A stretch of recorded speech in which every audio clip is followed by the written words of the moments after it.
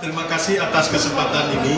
Kami sungguh merasa terhormat bisa hadir di forum internasional COP24 UNFCCC Polandia ini. Kami dari Kabupaten Pidi, salah satu kabupaten di Aceh, ada 3,3 juta hektar kawasan hutan dan 80%-nya adalah hutan lindung.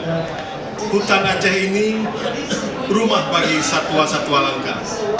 Hutan hujan tropis Sumatera, yaitu satwa langkanya ada orang hutan, harimau Sumatera, gajah, dan badak. Menjaga air berarti menjaga hutan, dan menjaga hutan berarti menjaga pertumbuhan ekonomi, menjaga kelangsungan mata pencaharian, dan mengurangi resiko bencana. Sehingga dalam pandangan kami, hutan adalah sumber kehidupan.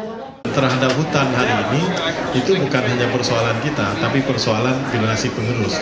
Kami sangat menginginkan bahwa lewat memanfaatkan masa jabatan yang 5 tahun lewat proses pemilihan, ini bisa mewariskan sebuah kampung yang lebih baik bagi generasi penerus nanti, bisa mewariskan sebuah negeri yang lebih baik bagi generasi penerus kita. Jadi tatanannya lebih baik, kemudian perekonomiannya juga lebih baik. Maka langkah-langkah ke arah penyelamatan lingkungan kami sangat berkomitmen melakukan itu.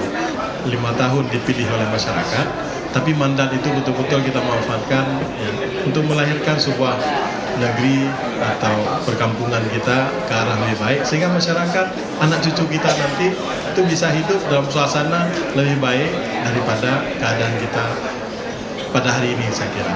Nah, untuk itu resiko apapun harus kita ambil.